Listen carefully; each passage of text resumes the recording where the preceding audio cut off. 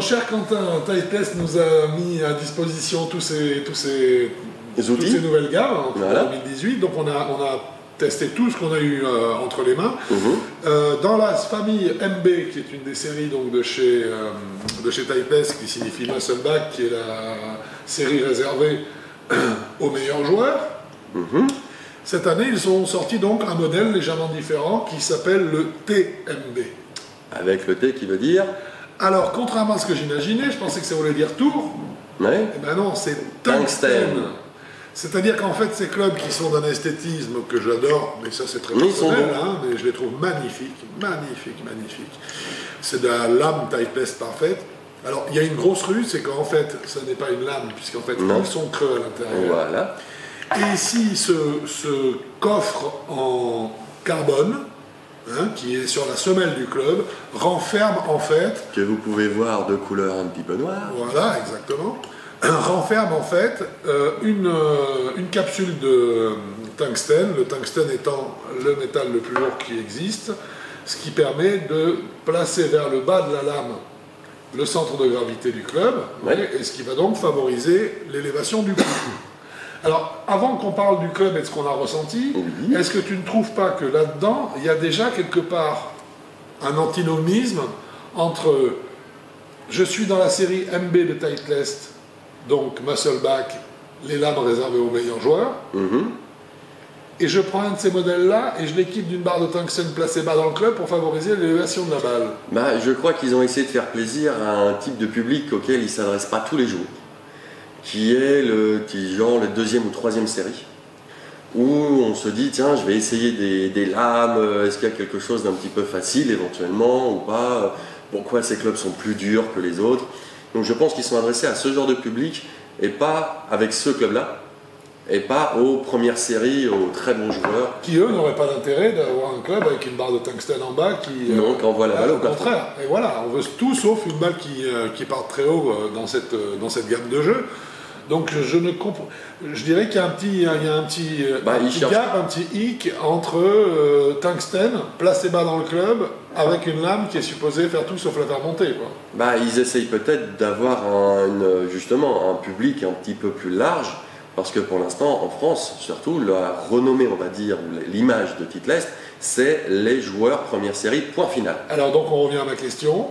Est-ce que tu ne penses pas que ce type de technologie aurait été plus adapté à des séries comme les CB, les Cavity Back, les CB, voire les 718 éventuellement. Tu vois ce que je veux dire? Oui, pourquoi dans la catégorie pour faire joli, je pense. Alors ça, c'est possible aussi. Voilà, je pense que c'est plus pour faire joli. Donc là, je ne cherche pas spécialement à les défendre, mais c'est vrai que après, moi, je les trouve mignons, mais pas spécialement beaux. Et de toute façon, quand je joue un club, je vois que le dessus. Oui, donc tu vois. Moi, j'ai mon point de vue, c'est-à-dire que on voit d'ici, on voit la finesse de la ligne supérieure. Voilà. Donc ce qui est en dessous, c'est juste pour, je pense, pas frimer dans le sac, mais pas loin. Bon, alors dis-moi à propos de frimer dans le sac, est-ce que quand on tape la balle avec, on frime? Qu'est-ce que tu as ressenti? Alors, quand tu as dit tout à l'heure que c'était une lame adressée aux bons joueurs, j'ai failli tiquer. Parce que c'est pas réservé du tout aux joueurs de haut niveau. Je n'ai pas aimé ce club. Pour moi, s'ils ont fait un hybride de quelque chose, je sais pas quoi. Oui, je vois très bien ce que tu veux dire. Entre, on va dire, le Cavity Back, c'est-à-dire le club bien creux, avec le poids bien en bas, et la structure d'une lame, comme tu l'as dit tout à l'heure, ça paraît bizarre, mais je pense qu'ils ont raté leur coup. Parce que le contact n'est pas là. Déjà. Le contact, c'est un contact creux qui donne peu de sensations et peu de feedback. Ensuite, au niveau tolérance, je crois qu'il n'y en a pas. C'est très bizarre, mais on peut en mettre partout. Alors qu'il s'adresse justement avec ce point tungstène à des joueurs un peu plus... Voilà. Et pourtant, c'est ça qui est vachement bizarre avec ce club, c'est quand je dis tolérance, si on la touche mal, on a un résultat très moyen. Mais très moyen, on n'a pas de... En fait, les bons mauvais coups, j'ai l'impression qu'ils n'existent pas avec ce club. Non, parce qu'on a une perte de puissance, on l'a vu complètement. Sauf qu'on n'a pas de super mauvais coups non plus. Dire le quick slice n'existe pas, le quick hook non plus. Donc c'est un club qui, pour moi, est un hybride de quelque chose qu'ils ont essayé de faire, il faudrait savoir quoi. Mais je pense qu'ils se sont ratés avec ça, c'est dommage parce que ça aurait pu être sympa. Ouais, bien sûr. Je pense que pour moi, ça c'est un club qui ne donne rien, déperdition de puissance, contact inexistant, tolérance au niveau du toucher, pas des masses, ça envoie la balle, ça éparpille un peu, quand même un peu la balle, pas énorme, mais ça l'éparpille quand même, et dès qu'on la touche bien, on n'a pas l'impression de l'avoir super bien touché. La trajectoire est juste là, mais sans rien donner de plus que la norme. Donc je pense qu'ils ont essayé un hybride de quelque chose, ils ont pris le mauvais côté des autres clubs qu'ils ont tenté de grouper. Oui, je vois ce que tu veux dire. Voilà, en plus, quand je vais sortir les chiffres, ouais, quand même, parce que là, ah non, c'est important. C'est important. Le Smash Factor est monté à 1,40 pour un faire 4. Donc c'est bien. Oui. C'est bien. Oui. Avec une vitesse de 85 miles à l'heure, la distance est de 163 mètres de carry. Donc pour moi, la portée est faible. Alors qu'on a un Smash Factor qui est bon. On n'a pas eu de mal à le faire monter, le Smash Factor, t'es d'accord? Il était bien. Ouais, on était entre... Par contre, ce qui nous a vachement surpris, c'est que les distances n'étaient pas du tout à la hauteur du Smash Factor. Exactement. Donc pour moi, c'est un club creux.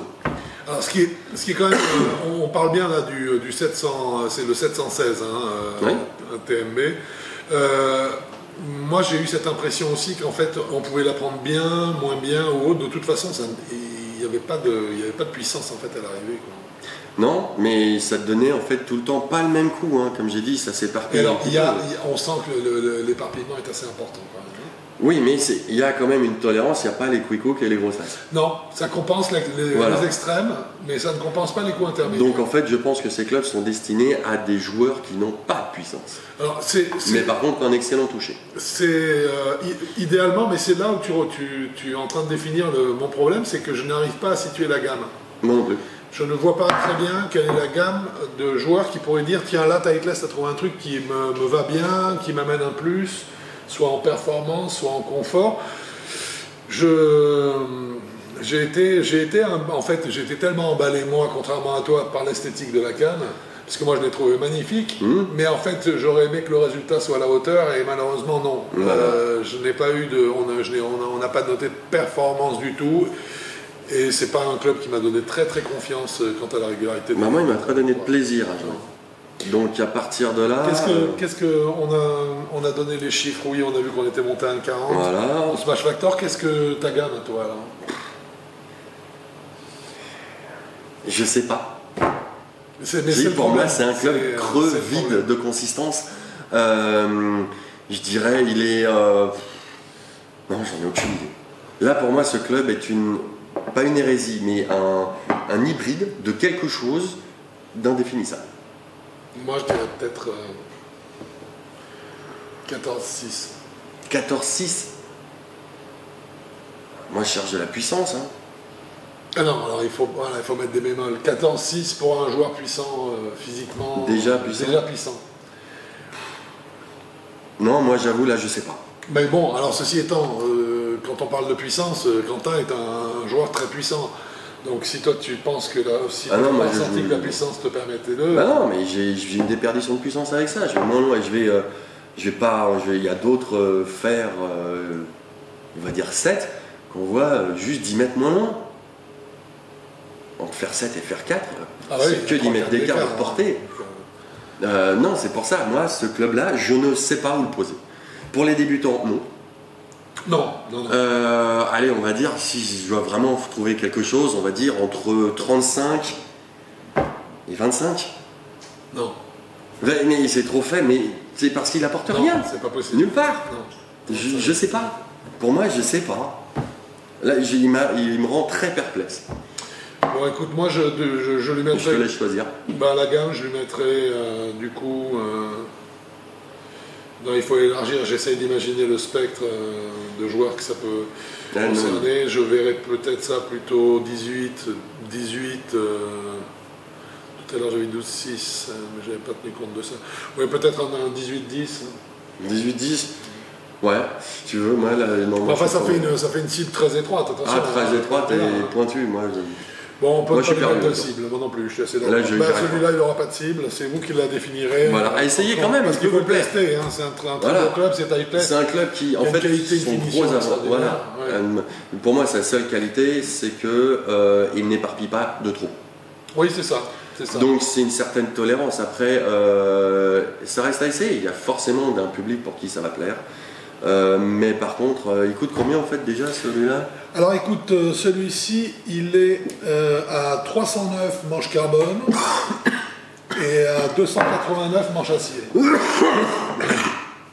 Ah quand même. On est chez Tightless, monsieur. Hein? Oui, on est chez Tightless. Voilà, on passe à la note. Yes. 6. Et je suis gentil parce que pour moi le 6, là, il gagne un point facile pour la, entre guillemets, l'espèce de tolérance qu'il a. Mais je peux pas mettre au-dessus, là, c'est hors de question. Le prix et tout ce que j'ai dit. Moi, je mettrais 6. Pour moi, c'est 6. 6,5 pour moi, on va être à 6,25 de moyenne, je pense que c'est voilà. Ça. Hein, et je pense pas être méchant envers ce club. Hein. Non, non, le problème c'est que, et d'ailleurs vous devez le ressentir, hein, vous avez l'habitude je suppose de voir nos vidéos, c'est que là on est vraiment un petit peu... pas déçu, mais perdu. Dubitatif, ouais, un peu perdu avec ce club. En disant, ah bon, qu'est-ce que ça... C'est un bon club, mais je vois pas non plus exactement quelle est sa cible. Donc voilà. On va en rester là, je pense, c'est 6, 6,5, ça fait 6,25. Voilà. On va pas en faire plus, c'est ça. Voilà, hein, je pense qu'on est bon comme ça. Ouais. Eh bien écoute, du coup je te remercie beaucoup. Mais je t'en prie, c'est un plaisir, Franck. On se dit à bientôt. Au revoir. Bon golf à vous.